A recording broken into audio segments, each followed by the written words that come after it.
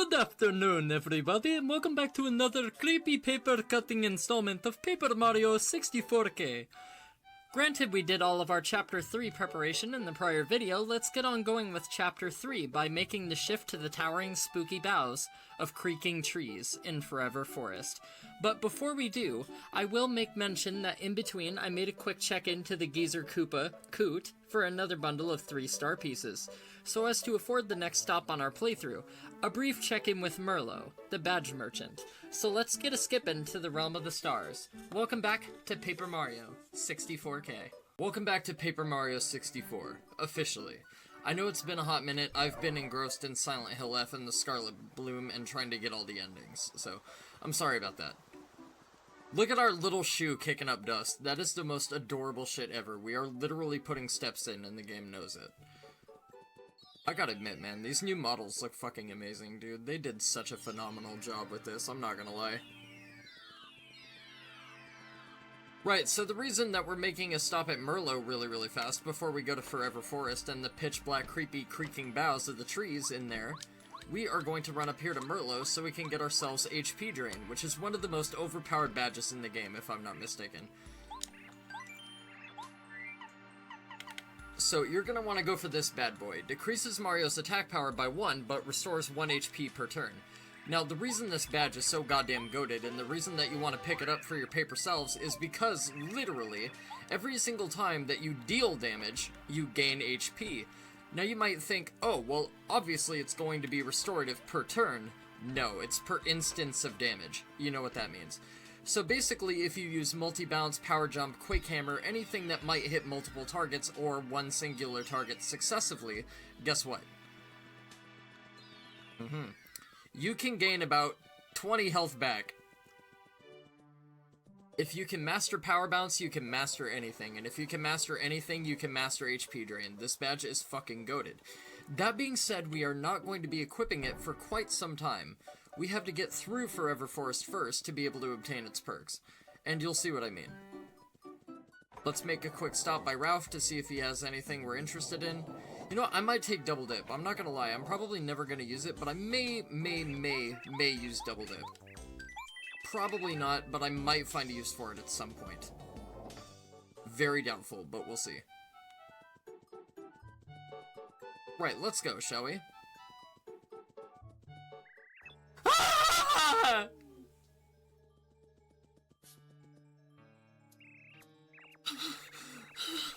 Just now, a ghost passed right in front of me. You saw it, didn't you? No, man, I don't know what you're talking about. No, you must have. Over there. What? No, the other way. What are you talking about, dude? You know, I really think you should see a counselor. It went into the forest. Huh? Mario, this madness has to end. Will you go into Forever Forest and see what's going on? I'm ashamed to say it's my job, but I just can't go. I'm too frightened of ghosts. Please, I'm begging you. Yeah, okay, Pansy. You know what, I'm starting to think they could have made a better, more informed choice for a security guard to, stand guard for all of Toad Town. Hey Cooper, did it get dark all of a sudden? Pardon me, sir. Would you happen to be Mario? How do you do, sir? My master wishes to see you. If you would, please call on us at the mansion on the far side of Forever Forest. My master would also like me to add that she has in her possession important news regarding the star spirits. Please make haste. We shall await your arrival with a warm welcome. And if you don't come, we'll get you! Cooper, do you have any idea how hard it is to yell in the British accent? Chapter 3, The Invincible Tubba Blubba. Welcome to the creaking, spooky trees of Forever Forest and the pitch-black boughs of darkness. This place is fucking awesome. It's also filled with 5 million piranha plants.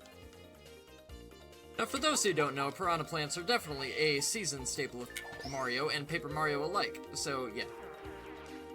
We are going to put the metal to these guys' teeth, and we are going to step on our Mary, and we are not going to run into any problems, and we're going to be totally fine the entire time, I promise.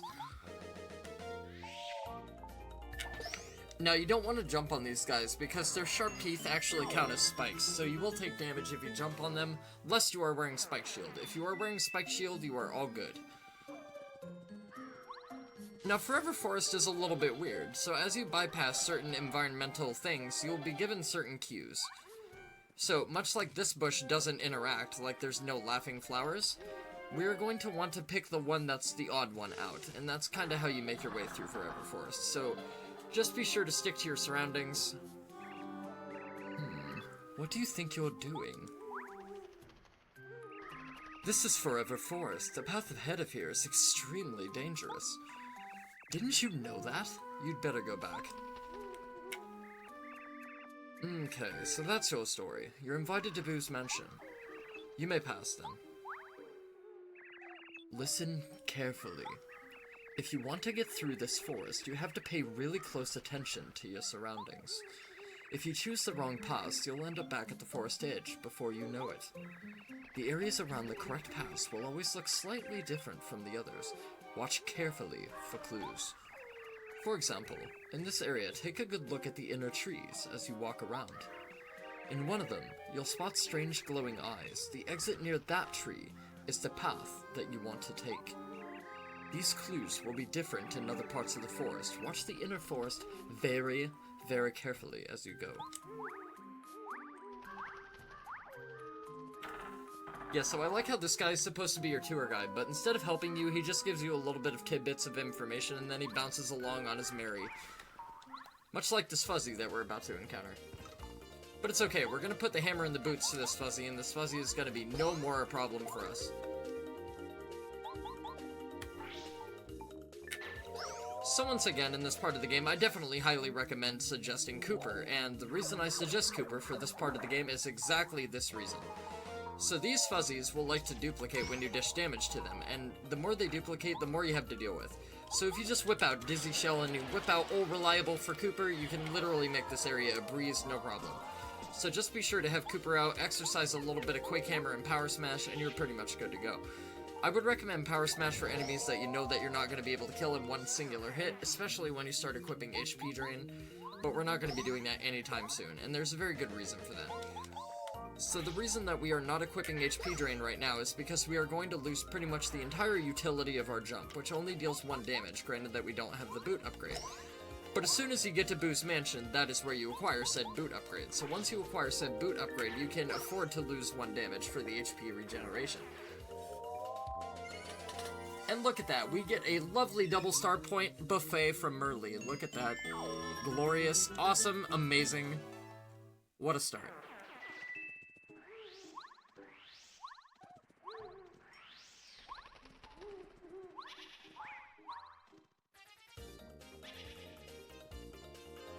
The tree is laughing at my misfortune. Not very good. We're gonna have to put the fight to these fuzzies, and we're gonna have to clear up this big extravaganza of nonsense. But that's okay.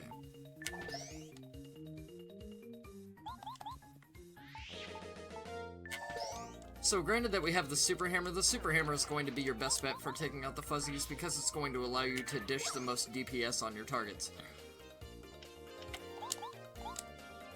Granted, again, that we don't have the boot upgrades, so just whip out the steel, put the Black & Decker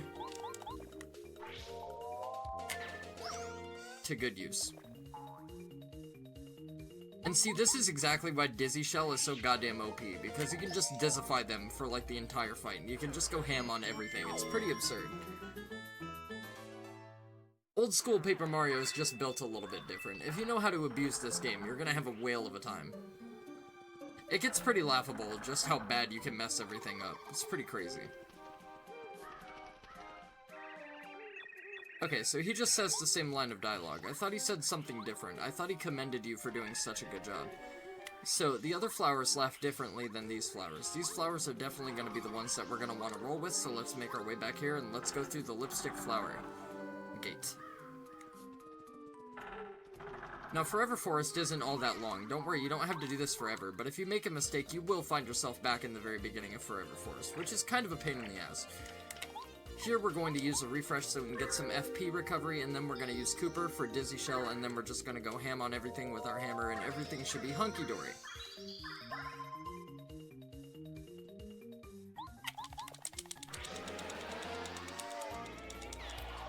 I do love Paper Mario 64. I do kind of wish in a way that it had the utility of Thousand Year Door, but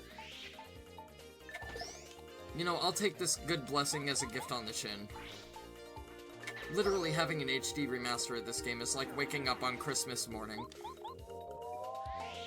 Again, man, I was so baffled when Origami King was revealed, and I'm hoping the next Paper Mario game is not too far off around the corner. Granted, the Switch 2 literally just dropped, so granted that they only have Donkey Kong Bonanza, maybe some ports from the Switch with a little bit of a glow-up, maybe a little bit of spit, shine, and polish, you know, for the Triforce and for Link's Adventures and stuff like that. I'm hoping that we'll get another Paper Mario here. Too sweet.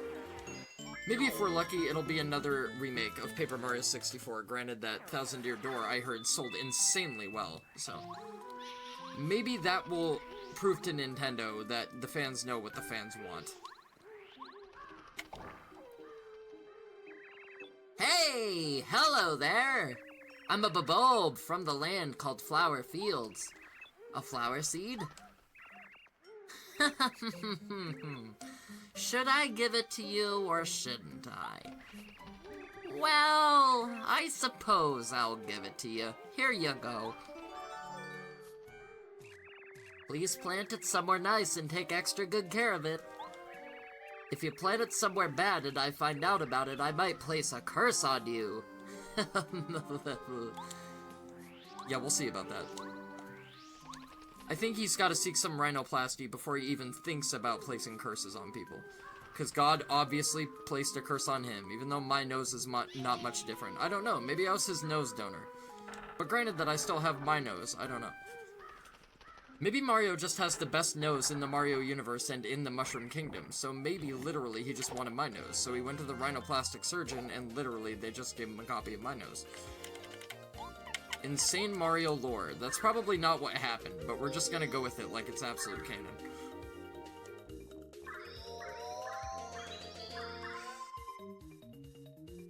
Alright, let's get a little sparkle love from the Star Spirit.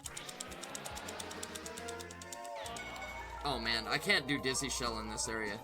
So yeah, like I was saying before, it almost seems like there's certain areas where you can't use Dizzy Shell, and there's probably other abilities like that that are not going to play to their fullest strength, which is very unfortunate. So granted that we have Cooper upgraded, let's see, Double Dip would be really good for POW blocks. We can't use jump attacks. Let's just use Power Shell on them. Let's see if we can kill one or two of them. Probably not, but we'll see if we can. Nope, alright, that's unfortunate, but that's okay. We'll be able to take two of them out and we can just block the other two. Shouldn't be a big deal. Yeah, so it almost seems like Dizzy Shell and other abilities that have Mash A is probably tied to the frame rate, or like the new buffering or something like that per area, but it only seems to affect certain areas, because I can hit that QTE every single time. Like, that action command is not all that hard to hit, so I guarantee you it's not me slacking on the A pushery. It just seems to be a technical limitation within the game, but it's not a game killer by any means. It's certainly not unmanageable, and it's not game-breaking, so therefore I don't really think it's that worthy of drawing attention to. I'm pretty sure the people that worked on this worked tirelessly, and I think people should be a little bit appreciative of that, rather than pointing out, like, maybe a blemish in the quality with one particular thing that really isn't all that big of a deal. If you know how to play the game, I can't imagine that making or breaking any single fight for you, so I don't think there's a really big deal to worry about, to be honest. And then granted that we have Power Rush, we get an extra 2 damage, so it's really good to keep Mario in danger status. The only time you're not going to want to keep Mario in danger status is probably within Gusty Gulch. A lot of the enemies in Gusty Gulch get pretty wacky, and they can deal a lot of damage, especially if you're only rocking 10 HP and you've invested nothing into it. And granted that we went and saw Chet Rippo to be able to get a reallocation for our badge points, Yeah, let's go with some more BP.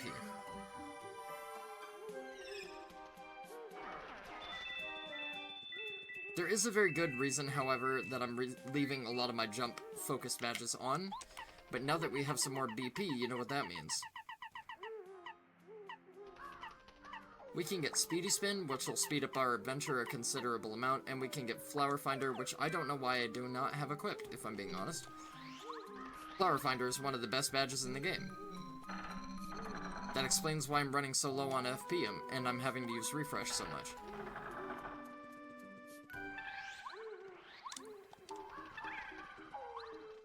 I can never jump on these goddamn fuzzies. They always get the jump on me. That's crazy. Yeah, see, PowerShell works just fine how it's supposed to be working here, but in other places it doesn't seem to work as potently, which is very interesting. Alright, granted that we're not in danger anymore, we are going to be going back down to dealing 4 damage per hit with the successful action command.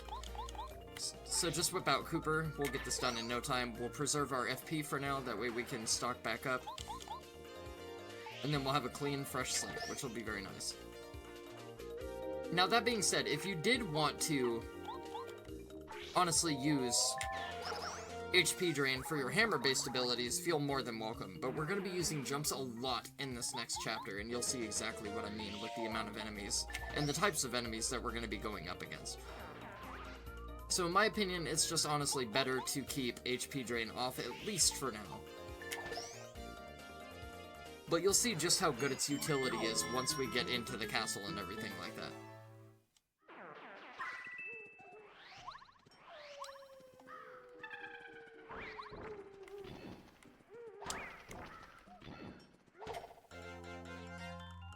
Smack the Piranha Plant to get the extra damage. Send Cooper out to do our dirty work. Now, I believe these piranhas have 5 health, and I believe the fuzzies have 4 health, but I could be wrong.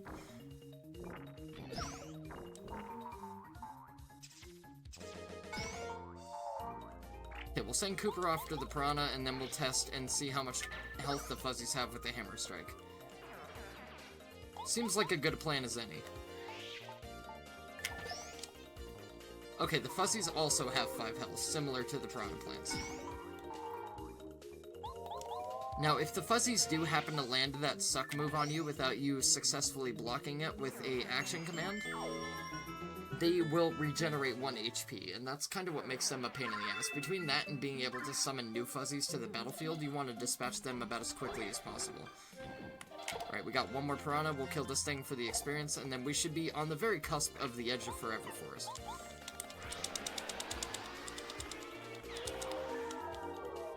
Okay, I kind of slipped at the end there, but that's okay. That's totally fine. It did exactly what we needed it to do.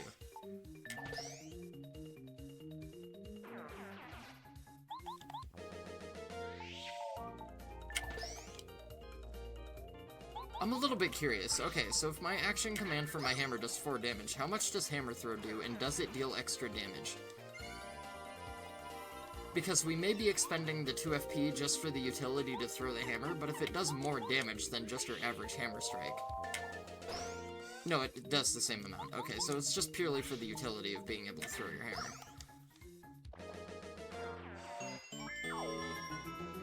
And Hammer Throw can also be a very advantageous badge in this chapter, granted that you don't have your boot upgrade yet. So if you wanted to get more damage out of your hammer and you wanted to hit an enemy that's far off away from you, seems like a very good way to go about it. Alright, so this is the one that we're going to be going down. Now, somewhere around here, I will express that there is a... I want to say it's an FP Plus badge, if I remember correctly, but I don't know exactly where it is. You have to go through a very particular gate, and I'm pretty sure it's in this area, either that or it's in the next area, but I can't remember precisely where it is, and I'm not going to go looking for it, because I really don't want to do Forever Forest from the very beginning again. Let's see. We're going to need our power blocks for the next area, so I really don't want to use those if I can help doing it. And granted that they're going to take more than 1 damage to kill, granted that they have 5 health instead of 4, power blocks only do 2 damage, so even if I were to equip double dip and double dip these things, we're going to be in trouble anyway still. So it's just going to be a waste of items.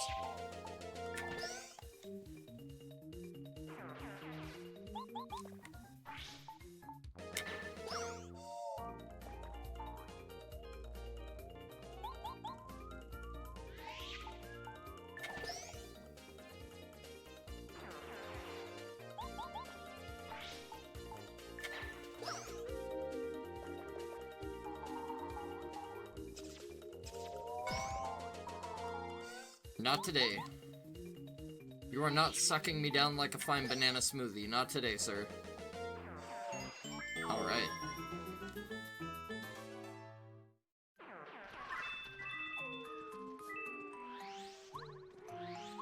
That being said, though, I really could utilize that FP+. It'd be very nice if I could find it, or if I knew where it was.